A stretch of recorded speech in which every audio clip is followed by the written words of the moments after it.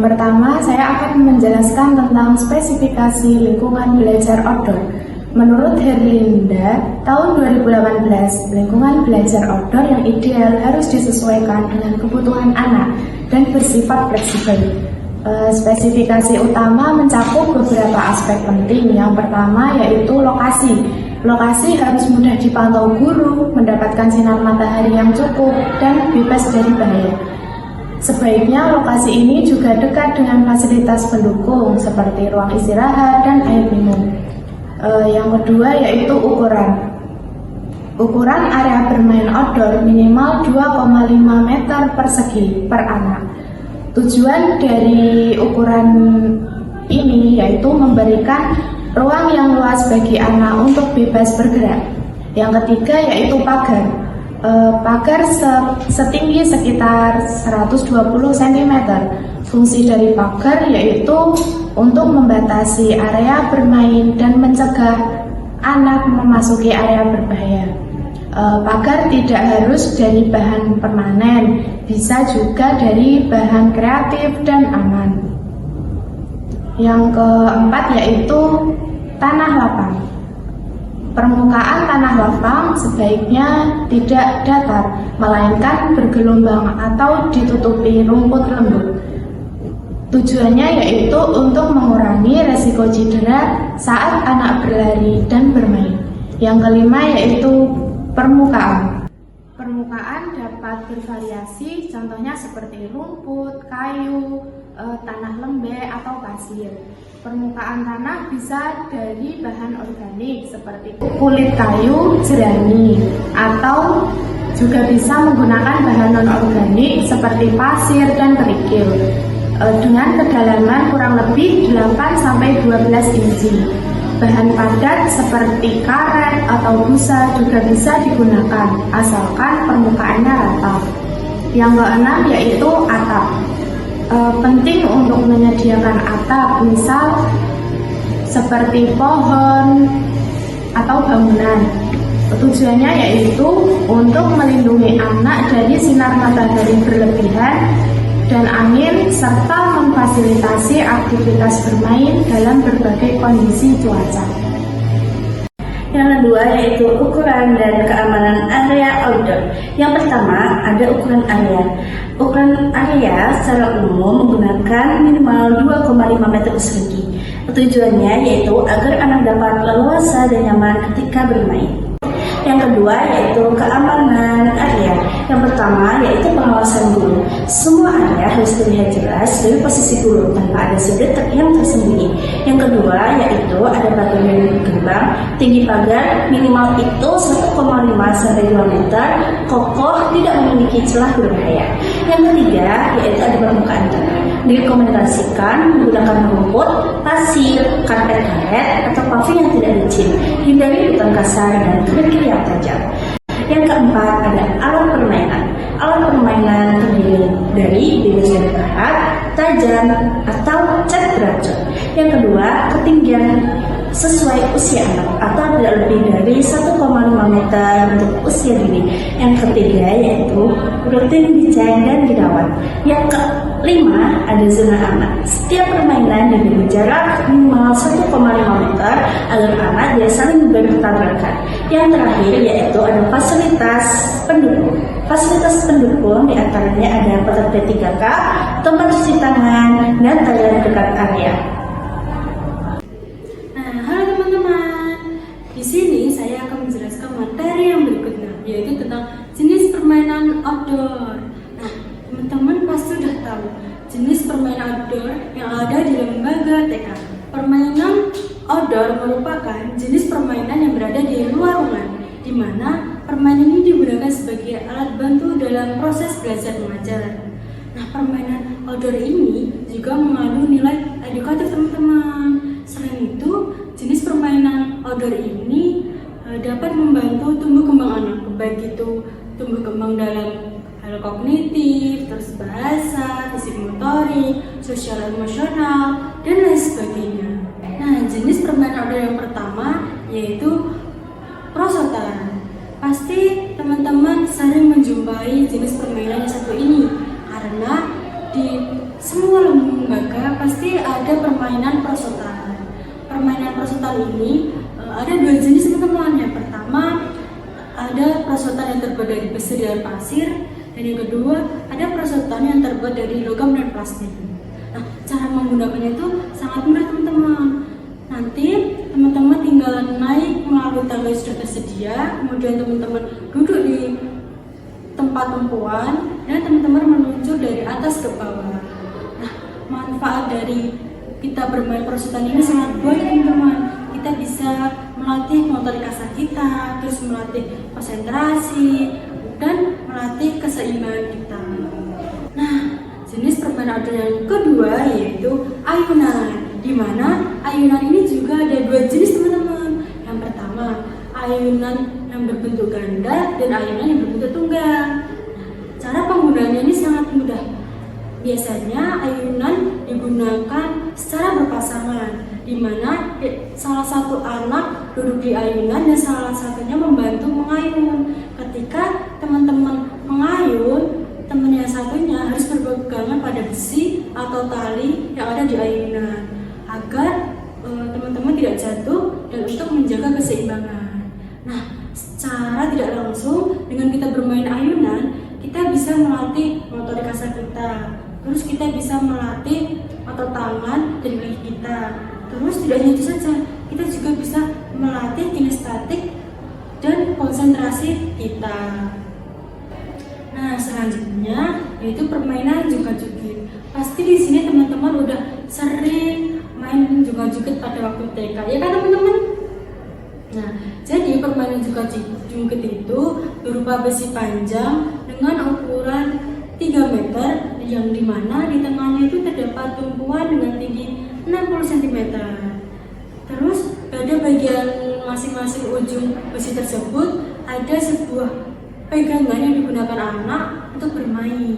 Nah, cara bermainnya sangat mudah teman-teman.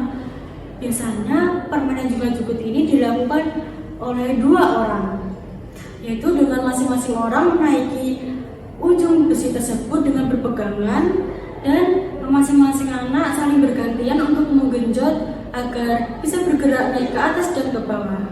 Nah, ketika kita bermain juga-jugit, kita bisa melatih kelincahan kita, terus melatih keseimbangan kita, dan melatih kekuatan otot dan kaki kita. Nah, yang selanjutnya yaitu jenis permainan outdoor jembatan, di mana jembatan ini terbuat dari besi yang berbentuk jembatan, yang di samping kanan kirinya terdapat pegangan yang digunakan anak ketika melewati jembatan tersebut. Nah, cara bermainnya sangat mudah. Teman-teman bisa melewati jembatan dengan menginjak besi ke besi berikutnya dengan berpegangan besi yang ada di sampingnya. Nah, dengan bermain jembatan ini teman-teman, kita bisa melatih konsentrasi kita, terus melatih kelincahan kita, melatih keseimbangan kita, dan kita bisa melatih agar kita tidak takut dengan ketinggian atau kita tidak takut untuk jatuh. Nah, untuk permainan selanjutnya yaitu komedi putar, di mana komedi putar ini terbuat dari besi yang dibentuk lingkaran yang di tengahnya terdapat seperti alat kemudi seperti mobil yang digunakan untuk mengemudikan lingkaran tersebut atau mengemudikan komedi putar tersebut. Biasanya alat permainan ini digunakan secara bersama-sama antara anak satu dengan anak yang lain atau secara berbarengan. Nah, manfaat dengan kita bermain komedi putar ini, kita bisa melatih motorik kasar kita, dan kita bisa melatih konsentrasi kita, dan kita bisa melatih otot tangan atau kaki kita. Nah, jenis permainan outdoor yang selanjutnya yaitu jaring laba-laba, di mana jenis permainan ini terbuat dari besi dan tali yang sudah dianyam seperti jaring. Nah, untuk cara menggunakannya sangat gampang teman-teman. Teman-teman tinggal menaiki tali tersebut untuk memanjat ke atas dan untuk turun. Nah, dengan kita bermain jaring laba-laba, kita bisa melatih otot kekuatan tangan dan kaki kita, terus kita bisa melatih motorik kasar kita bisa melatih konsentrasi dan keseimbangan tubuh kita. Jadi itu teman-teman, jenis permainan outdoor yang ada di lembaga sekolah pada umumnya. Secara keseluruhan, manfaat dengan kita bermain permainan outdoor dapat melatih konsentrasi kita, terus dapat melatih fisik motorik kita, dapat melatih keseimbangan, terus dapat melatih kelincahan dan kekuatan otot dan kaki kita. Oke, selanjutnya itu ada prinsip-prinsip dalam outdoor. Yang pertama itu ada aspek keselamatan, yang dimana sesuai pengertiannya ruang belajar itu harus mempertimbangkan faktor keselamatan bagi penggunanya. Dan selanjutnya itu ada aspek fungsi, yang dimana dalam fungsi arsitektur utama selain ketahanan dan keindahan, outdoor itu memiliki beberapa fungsi. Yang pertama fungsi penggunaan, terus fungsi teknis, selanjutnya ada fungsi lingkungan dan fungsi ekonomis dan fungsi simbolis. Nah, yang ketiga itu ada aspek estetika. Di dalam aspek estetika itu wajib diperhatikan selain kualitas ruang, keindahan juga sangat diperlukan, di mana itu mempengaruhi mempengaruhi kenyamanan manusia. Ya, selanjutnya itu ada aspek lingkungan, yang dimana aspek lingkungan itu mempengaruhi bagaimana kenyamanan pengguna dalam beraktivitasnya dalam sehari-hari. Materi selanjutnya yaitu pemanfaatan area outdoor. Area outdoor untuk anak-anak dimanfaatkan sebagai sarana bermain yang edukatif dan mengembangkan berbagai aspek kemampuan seperti motorik, kognitif, sosial, dan emosional. Penataan area bermain harus mempertimbangkan usia dan tingkat perkembangan anak, serta memberikan tantangan yang sesuai agar anak bisa mengasah kemampuan motorik seperti melompat dan keseimbangan. Area bermain juga disarankan memadukan elemen alam agar suasana alami dan menyatu dengan lingkungan sekitar, sehingga anak mendapat pengalaman belajar yang kaya dari interaksi dengan alam.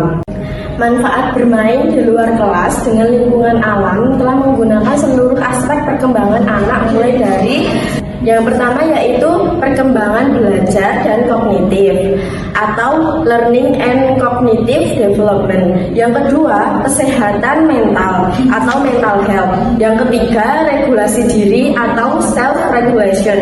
Yang keempat, perilaku yang baik atau improved behavior. Yang kelima, nutrisi atau nutrition. Yang keenam, perkembangan motorik kasar atau gross motor development. Selanjutnya yaitu perawatan area outdoor. Yang pertama yaitu pemeriksaan berkala. Jadi bisa melakukan pemeriksaan secara menyeluruh terhadap semua alat dan tempat bermain secara rutin, checklist untuk memeriksa kerusakan bagian yang longgar seperti mur dan baut, serta kondisi keselamatan alat. Pemeriksaan ini untuk mencegah kerusakan yang dapat membahayakan anak. Yang kedua yaitu perbaikan cepat. Setelah ditemukan kerusakan, segera lakukan perbaikan atau penggantian bagian yang rusak untuk menjaga keselamatan anak. Jika perlu, bisa menggunakan jasa ahli keamanan mainan untuk perbaikan yang benar. Yang ketiga yaitu perawatan material pelindung. Lapisan pelindung seperti pasir, sekam, atau serabut kayu di bawah alat utama harus dirawat dengan baik. Lapisan ini perlu diaduk agar tidak menggumpal dan ditambah jika kedalamannya berkurang, karena berfungsi sebagai peredam benturan saat anak bermain. Yang keempat yaitu kebersihan dan desinfeksi. Membersihkan secara berkala dengan sabun khusus dan melakukan disinfeksi untuk mencegah kuman serta menjaga kesehatan anak sangat dianjurkan. Yang kelima yaitu dokumentasi perawatan. Catatan perawatan dan perbaikan harus disimpan dengan baik untuk memudahkan pengecekan berkala di masa depan.